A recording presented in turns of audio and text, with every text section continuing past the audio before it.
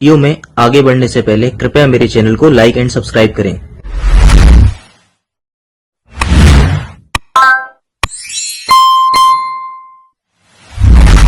मेरा नाम डॉक्टर आनंद गौतम है और मैं एक बोर्ड सर्टिफाइड प्लास्टिक सर्जन हूँ, साथ ही साथ कॉस्मेटिक सर्जन और हेयर ट्रांसप्लांट सर्जन हूँ।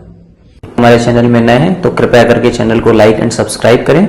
ये हिंदी भाषा में बनाया गया चैनल है और इसमें हम विभिन्न प्रकार के जितने भी कॉस्मेटिक प्रोसेस वगैरह होते हैं उनको सिंपल भाषा में इसमें समझाने की कोशिश करते हैं। तो चलिए वीडियो स्टार्ट करते हैं। क्या आपने कभी सोचा है कि कोई ऐसा भी स्किन ट्रीटमेंट हो सकता है जो कि आपकी स्किन को आकर्षक और चमकदार बनाए, साथ ही साथ आपकी स्किन को रिपेयर भी करे? क्या सच में ऐसी कोई थेरेपी मौजूद है कि जो आपकी स्किन को रिपेयर ही नहीं करे, साथ ही साथ उसको सुंदर और अच्छे से चमकदार भी बनाए? क्या सच में ऐसी कोई थेरेपी मौजूद है जो आपकी स्किन को सिर्फ ऊपर से नहीं बल्कि अंदर से भी रिपेयर करने में मदद करती है?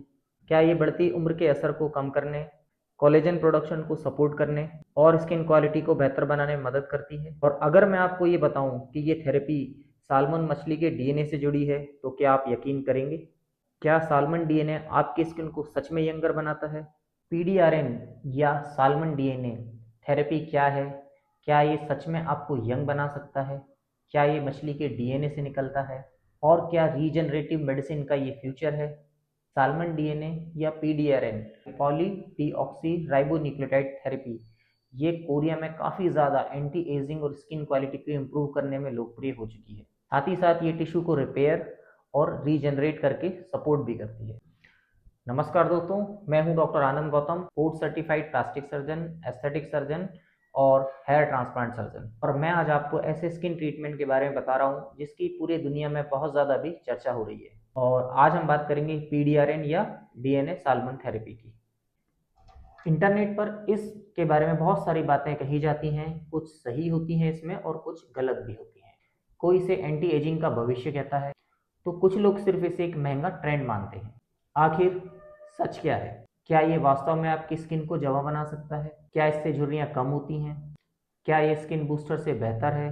क्या सच में साल्मन मछली के डीएनए को हमारे फेस पर इंजेक्ट किया जाता है? क्या इसके रिजल्ट वास्तव में इतने अच्छे होते हैं जितने कि सोशल मीडिया पर दिखाए जा रहे हैं? और क्या ये ट्रीटमेंट हजारों रुपए खर्च करने के लायक है या सिर्फ एक मार्केटिंग ट्रेंड है? और एक सबसे बड़ा सवाल, क्या ये सुरक्षित है? आज के इस वीडियो में आपको मैं साल्मन डीएनए की पूरी सच्चाई बताऊंगा। ये कैसे बनता है, कैसे काम करता है, इसके फायदे, इसके नुकसान, इसके साइड इफ़ेक्ट्स और इसे किन लोगों को करवाना चाहिए या नहीं। और साथ ही साथ वीडियो के अंत में मैं अपना इसका फाइनल कंक्लूजन भी दूंगा। क्या ये ट्रीटमेंट आज 2026 में आपके लिए सेफ है और क्या इसके रिजल्ट इतने क्रांतिकारी या फ्यूचरिस्टिक हैं जो आपकी स्किन में क्रांतिकारी बदलाव ला सकते हैं? तो चलिए बने रहिएगा वीडियो में। सारा वीडियो देखने के बाद आपको निर्णय लेना काफ़ी आसान हो जाएगा, तो वीडियो को अंत तक जरूर देखिए क्योंकि बीच में दी गई छोटी सी जानकारी भी आपके हजारों रुपए और साथ ही साथ गलत फैसला लेने से आपको बचा सकती है। साल्मन डीएनए आखिर क्या है? वीडियो शुरू करने से पहले मैं आपसे एक क्वेश्चन पूछना चाहता हूँ। क्या आपने पहले कभी साल्मन डीएनए थेरेपी का नाम सुना है? तो जिसने भी सुना है या जो भी सुना है आप मुझे कमेंट बॉक्स में अपने कमेंट करके बताइएगा। पीडीआरएन या साल्मन डीएनए का पूरा नाम है पॉली डीऑक्सी राइबोन्यूक्लियोटाइड। ये छोटे छोटे डीएनए फ्रेगमेंट होते हैं जो आमतौर पर साल्मन फिश के स्पर्म के डीएनए से काफ़ी प्यूरिफिकेशन एंड एक्सट्रैक्शन के बाद ये हासिल किए जाते हैं। सबसे पहले एक भ्रम दूर कर लेते हैं। साल्मन डीएनए थेरेपी का ये मतलब नहीं है कि पूरा डीएनए जो स्पर्म होता है साल्मन मछली का वो आपके फेस पर इंजेक्ट कर दिया जाता है, ऐसा बिल्कुल भी नहीं है। असल में इसमें इस्तेमाल होते हैं प्यूरिफाइड डीएनए माइक्रो सेगमेंट्स जिन्हें कि मेडिकल ग्रेड तकनीक से काफ़ी प्यूरिफिकेशन के बाद तैयार किया जाता है और जो काफ़ी ही सुरक्षित होते हैं। मिथ होता है इसमें कि स्पर्म जो होता है फिश के डीएनए को वो पूरा चेहरे पर इंजेक्ट किया जाता है, जबकि फैक्ट यह है कि उसमें से प्यूरिफिकेशन के बाद माइक्रो डीएनए फ्रेगमेंट को अलग किया जाता है और वो काफ़ी प्रोसेस के बाद हमारे फेस पर इंजेक्ट किया जाता है या स्प्रे किया जाता है। पीडीआरएन का नाम थोड़ा बहुत कठिन है लेकिन इसको समझना बहुत ही आसान है। आप इसे ऐसे समझ, आपका घर कहीं से टूट जाए तो आपको सीमेंट, ईंट, रेत और गिट्टी की और साथ ही साथ मजदूर की जरूरत पड़ती है। उसी तरह जब स्किन में माइक्रो लेवल पर जब डैमेज होता है और शरीर को उसकी मरम्मत के लिए जैविक संकेत और उपयुक्त एटमॉस्फेयर की जरूरत होती है, पीडीआरएन यहीं पर उस प्रक्रिया को सपोर्ट करके हमारी स्किन को रिपेयर और रीजनरेट में मदद करता है। अब बात करते हैं पीएन की। पीएन का मतलब होता है पॉलीन्यूक्लियोटाइड। बेसिकली पीएन एंड पीडीआरएन दोनों ही रिलेटेड तकनीकें हैं, पर इसमें एक माइक्रो डिफरेंस भी है साथ ही साथ, क्योंकि इनकी संरचना और इनके यूज में थोड़ा बहुत अंतर आता है। सरल बातों में अगर मैं आपको समझाऊं, पीडीआरएन बेसिकली टिश्यू रिपेयर और रीजनरेशन के यूज में आता है, जबकि PN skin quality, skin hydration और इलास्टिसिटी को सुधारने में यूज किया जाता है। तो दोनों में थोड़ा सा ही डिफरेंस होता है, पर पीएन एंड पीडीआरएन बेसिकली अलग अलग होते हैं। अब हमारे दिमाग में आता है कि भैया इतनी सारी फिश अवेलेबल हैं, इतने सारी मार्केट में आजकल केमिकल्स उपलब्ध हैं, तो साल्मन फिश ही क्यों इस्तेमाल की जाती है इसके लिए। बेसिकली जो साल्मन का डीएनए होता है वो ह्यूमन से अप्रॉक्सीमेट 98% तक सिमिलर होता है, इसलिए जो हमारी बॉडी होती है वो इसको आसानी से एक्सेप्ट कर लेती है और कोई भी एलर्जिक या रिजेक्शन की कोई भी संभावना नहीं होती है।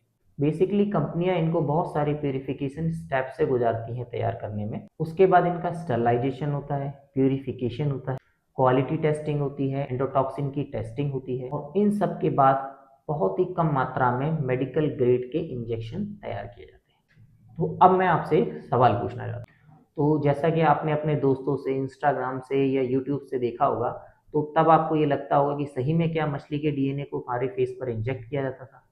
अगर हाँ, तो नीचे कमेंट बॉक्स में कमेंट कीजिए कि आज मेरी एक गलतफहमी दूर हो गई। मुझे आपके कमेंट पढ़कर खुशी होगी। अब नेक्स्ट क्वेश्चन आता है कि इसमें साल्मन डीएनए काम कैसे करता है। तो अब आपने समझ लिया होगा कि बेसिकली साल्मन डीएनए होता क्या है, लेकिन अभी भी एक महत्वपूर्ण क्वेश्चन अभी बाकी है कि आखिर ये स्किन के अंदर जाकर करता क्या है। तो आपको पता ही होगा कि हमारी स्किन में रेगुलरली डैमेज एंड रिपेयर की प्रक्रिया चलती रहती है। उम्र बढ़ने के साथ, धूप में, और जैसे जैसे एजिंग प्रोसेस होती है, ये रिपेयर की प्रक्रिया स्लो हो जाती है। साल्मन डीएनए हमारी स्किन के अंदर एंट्री करता है तो ये डैमेज सेल को रिपेयर करने में मदद करता है। इसके बाद फाइब्रोब्लास्ट सेल एक्टिव होने लगते हैं। फाइब्रोब्लास्ट वही सेल हैं जो कि कोलेजन, इलास्टिन और हाइलोरिक एसिड बनाने में हेल्प करते हैं। यहीं से शुरू होता है स्किन रीजनरेशन, जिससे कि हीलिंग बढ़ती है, इन्फ्लेमेशन कम होता है एंड टिश्यू रिपेयर तेज होता है। कारण है कि स्किन ज़्यादा अट्रैक्टिव, हाइड्रेटेड, इलास्टिक और ग्लो दिखाई देने लगता है। सरल भाषा में समझे तो पीडीआरएन स्किन त्वचा में जाकर स्किन को ये संदेश देती है कि खुद को अच्छी तरह से रिपेयर करो। अब हम समझते हैं कि साल्मन डीएनए थेरेपी के फायदे क्या होते हैं। सबसे पहला और इम्पॉर्टेंट होता है नेचुरल ग्लो। ज़्यादा लोग जो हो इसी वजह से कराते हैं। त्वचा की गुणवत्ता और चमक में सुधार आता है। सेकंड होता है स्किन हाइड्रेशन। ड्राई स्किन वालों को काफ़ी अच्छा इसमें हाइड्रेशन मिलता है। नंबर 3, फाइन लाइन और रिंकल को कम करना। छोटी छोटी रिंकल धीरे धीरे कम होने लगती हैं। नंबर 4, स्किन की इलास्टिसिटी को इम्प्रूव करना। स्किन काफ़ी फर्म एंड इलास्टिक हो जाती है। Number 5, collagen production. ये नेचुरल कोलेजन को बनाने में मदद करती है। Number 6, acne and acne marks. इसमें एक्ने और साथ ही साथ एक्ने के स्कार मार्क में भी इम्प्रूवमेंट मिलता है। Number 7, skin barrier. Sensitive skin वालों को स्किन बैरियर के रिपेयर करने में मदद होती है। Number 8, faster healing. इसको अदर थेरेपी के साथ जैसे कि लेज़र, माइक्रो नीडलिंग और हाइड्रोथेरेपी के साथ इसको कंबाइन किया जा सकता है। अगर आप अभी तक ये वीडियो देख रहे हैं तो यकीन मानिए अब सबसे महत्वपूर्ण हिस्सा स्टार्ट होने वाला है। अब मैं बताऊंगा कि साल्मन डीएनए थेरेपी किन मरीजों के लिए बहुत ही अच्छा रिजल्ट देती है, उसके वास्तविक रिजल्ट कब दिखाई देने लगते हैं, प्रोसीजर कैसे किया जाता है, इसके साइड इफेक्ट क्या है। इसलिए आप वीडियो को स्किप मत कीजिए। नेक्स्ट स्टेप में चलते हैं कि आखिर ये ट्रीटमेंट कैसे किया जाता है।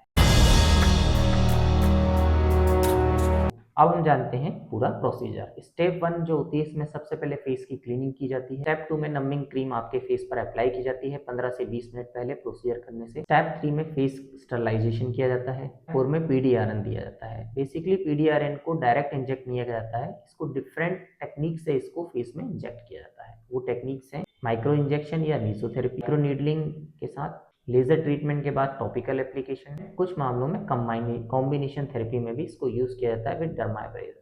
स्टेप 5 में कूलिंग मास्क लगा जाता है। आमतौर पर ये पूरी प्रोसेस 20 से 30 मिनट्स में कंप्लीट हो जाती है और उसके बाद आप अपनी रूटीन नॉर्मल डेली एक्टिविटी भी अचीव कर सकते हैं। कितने सेशन चाहिए? आमतौर पर 3 से 4 सेशन लगते हैं। 2 से 4 वीक का गैप होता है। एवरेज अगर कहें तो 3 वीक्स के गैप में मिनिमम 3 सेशन आपको करवाने चाहिए। मेंटेनेंस डोज 6 टू 12 मंथ्स में। बात करते हैं हम साइड इफेक्ट्स की। Basically mild redness, swelling, itching, हल्की ब्रूजिंग हो सकती है आपको प्रोसीजर के बाद, पर कोल्ड कंप्रेशन या आइस पैक करने से ये 2 से 3 दिन में कम हो जाती है।